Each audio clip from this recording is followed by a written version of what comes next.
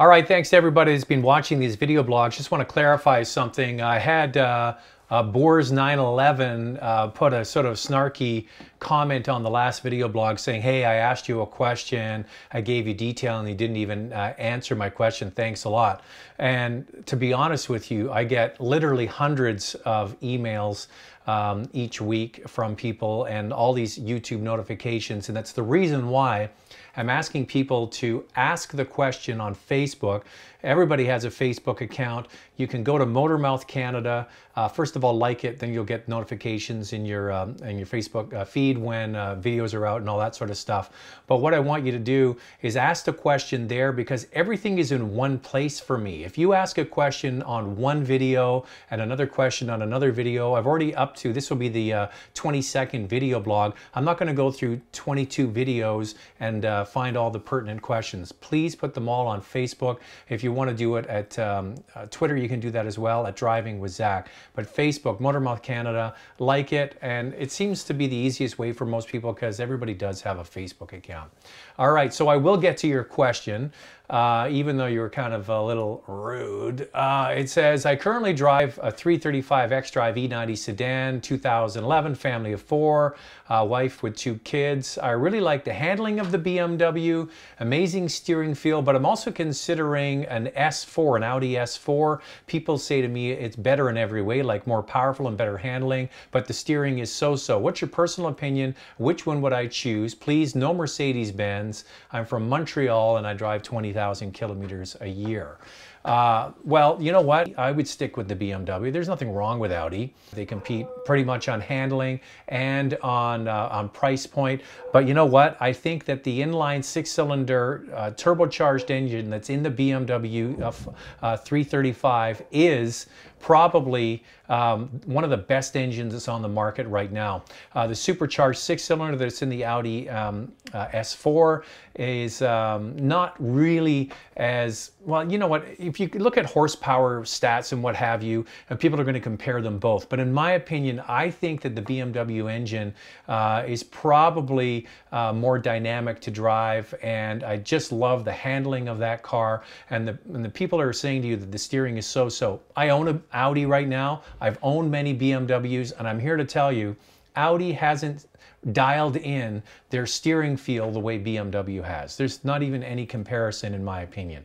It's more direct with BMW. It just feels so fantastic. And Audi, they have these drive select features where you can dial in the weight, and all it does is change the weight, and it isn't nearly as precise as BMW. So you're happy with the BMW, you can't beat the engine, you can't beat the steering feel, stick with it.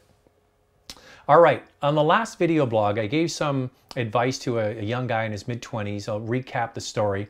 He went to 3 different Subaru dealerships in Vancouver, wanting to test drive a WRX. None of them would let him take one out for a test drive, and he wanted to order and buy one. And I basically said it was because he was in his mid-20s, and you have to be serious with a dealer to show them that you really want the car in order for some of them to get past themselves and get you a test drive. The thing that drives me crazy is that we're talking about a Subaru, all right? It's not like you're asking to drive a Porsche or an Aston Martin or something. It's a Subaru WRX, but the demographics of people who like the WRX tend to be younger males, and they're going in there and they have to be able to decide who's really interested in buying this car and who just wants to go out and kick the tires and take it for a test drive. Lots of people commented on the comments under that video that I didn't give good advice and you should be calling Subaru Canada and filing a complaint and they should be dealing with this.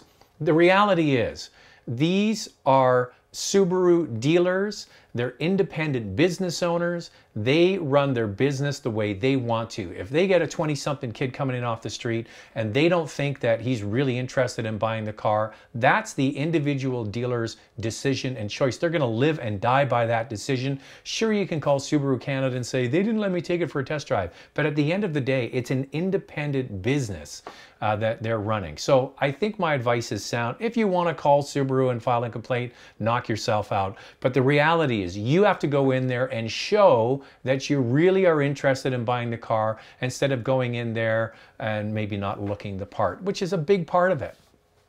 Next question, Robin Alexander Diaz. Hey, I've been following you ever since driving TV. Sincerely think you're one of the best. Thank you very much. Love Subaru. Had to change though to a Jetta TDI because of fuel consumption.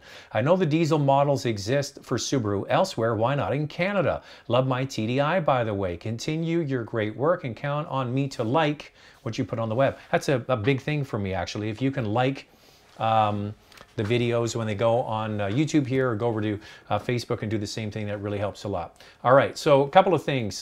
Diesel, oh, by the way, I filled up our diesel Audi A7, and it was cheaper again than gasoline. Gas was $1.24 here in British Columbia, and I got $1.22 for diesel. So there were lots of questions about why isn't diesel going down the same rate as gasoline, and now it seems to be evening out again as I predicted. And you know, it's still a great way to go because you save between 20 and 30% with a diesel over a gasoline equivalent engine.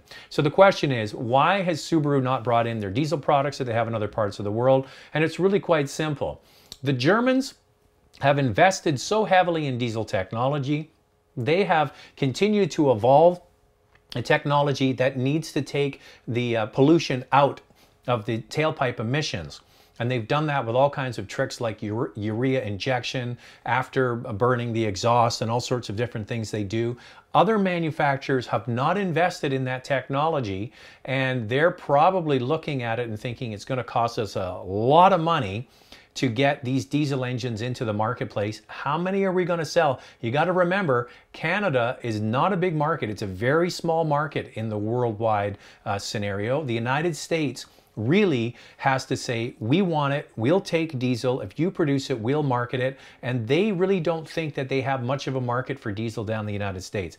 Some people are adopting it, but for the most part they're not. And the reason why is because diesel is more expensive in the United States. In Canada, it's about the same price traditionally, and that's why it makes sense in our market. But that's probably why Subaru doesn't think there's a big enough market in the US, and they're not willing to invest all of the money it's going to take to get that urea scrubbing system for the back end of the emissions. Plus, Subarus are made in Japan, and Subaru already has a problem bringing in vehicles to Canada. Well, most of them are made in Japan, into Canada with the duty that they have to pay. Plus, it's more expensive to produce cars in Japan than it is in other jurisdictions. Like Volkswagen makes almost all of their North American product now in Mexico and the southern US. Here's a dumb question. I'll just lay it out here and see what you think. Fahad Al-Hamad says, like watching your videos, very useful. Thanks a lot. I'm 30, living with a family of 3 and looking for a practical SUV between 33 and 40,000. That's good information. He's got himself and 3, obviously 2 kids and a wife, what have you. He wants to spend between 33 and 40,000. My most important things are a vehicle are comfort, ride, smooth feel, good insulation from wind and road noise, and absorbing bumps. All good information. But then he goes on to talk about what he's looking for. I don't care about a sporty feel or ruggedness or all-wheel drive. Okay. Here's my list of vehicles. I drove the Durango V6. That's a full-size 3-row SUV, very relaxed, and it has the 8 gears. Great handling, and it felt smaller than it was, and it had rear-wheel drive. Now, okay, so this is what he wants to spend: $33,000 to $40,000. He's test-driven a Durango, obviously in the United States, because the Canadian Durangos are not available with rear-wheel drive. So he's mentioning this from the United States. Then he goes out and he drives a Honda CR-V Touring, because of its solid feel and practicality. And I'm also thinking of getting a 2-year-old BMW X3 or Q5 because I like the feeling of driving a German car. I don't know what to do. Can you help me? No, I can't help you. This is ridiculous. Okay, let's look what he's looking at. A full-size 3-row SUV, a compact Honda CR-V, and then he throws in, hey, how about getting a BMW X3 used or an Audi Q5? Well, first of all, you said you don't care about handling, you don't care about all-wheel drive, so why would you be looking at a German product if you don't care about handling? So what you need to do, my friend, Fahad, is you need to say to me, these are the 3 vehicles I'm considering. Narrow it down for me, buddy. Narrow down the class of vehicle that you want. Don't just throw crap at a fan and let me try and figure it out. You need to say, these are the vehicles I want. What do you think of them? There you go. Toronto 97 says, I'd like to hear more about Leasebusters. My father thinks it's a bad idea, but I'm potentially interested in taking over someone's lease on a Mazda 3 or something similar around 2 years left on the lease. Would you recommend it for someone on the other end looking to take over a lease? What do you make of a car that doesn't have extra wear or damage? No, what do you do to make sure the car doesn't have any extra wear or damage that you have to pay for at the end of the year, at the end of the lease? You decide to buy the vehicle. I'm assuming you don't have to pay for the extra stuff. Thanks for your videos. All right, I have done quite a bit of work for Leasebusters in the past, and here's the way lease takeovers work. I lease a car. I sign a contract and say, I will lease this, we'll pick 3 years. I will lease this vehicle for 3 years, and at the end of the lease, I agree to either give the car back or to buy the car for a predetermined amount. I agree that I'm not going to go over X number of kilometers a year to a total of this amount. All right, if there's excess wear and tear, I also agree that I will pay the difference for that excess wear and tear at the end of the lease. So that's me. Now, what you need to do to get a lease is often you have to put down a deposit, a security deposit, and then sign the agreement that you're going to continue to pay this for the 3 years. A year into the lease, me as the guy who leased the car, you don't own the car, the lease company owns the car. They're just leasing it to you every month. You say, I don't need this car anymore. Say I have a full-size SUV, I don't need it anymore. I got divorced from my wife and all I need is a little runaround car. So then I put it on a great service, and it is a great service like Leasebusters, and you put it on there and you say, I have this big SUV, I've got 20,000 kilometers allotment over 3 years, and there's 40,000 kilometers left in that agreement that you've got. And I am willing to give the next person $1,000, $2,000, $3,000 incentive to take my lease off of that agreement, and then you take over the agreement. So all you're really doing is transferring that piece of paper that says, me, Zack Spencer, is going to pay for this car for 3 years, and then you, Bob Smith, you're going to take over for the remainder. So all of the agreements that are in that piece of paper, what you've agreed to pay, what you've agreed for the deposit, what you've agreed for the wear and tear and the damage, and everything that's in that agreement, you will take over, lock, stock, and barrel. So here's the upside. If me, Zack Spencer, is willing to pay this guy $3,000 to take over my lease, there you go, you've discounted the amount. You get cash in your pocket. In addition, if I haven't driven that much, there might be extra kilometers available still inside that lease. And yes, there is wear and tear, but what you do is the same thing you do when you take over any car, whether it's a used car. You have it inspected, you look at it. Does it already have excess wear and tear? Are things, are the seats ripped? Is the bumper scuffed? Are the wheels curbed? So then you negotiate even more. You say, okay, what's $3,000? But it's got all this stuff. You need to give me now $5,000 for me to take over your lease.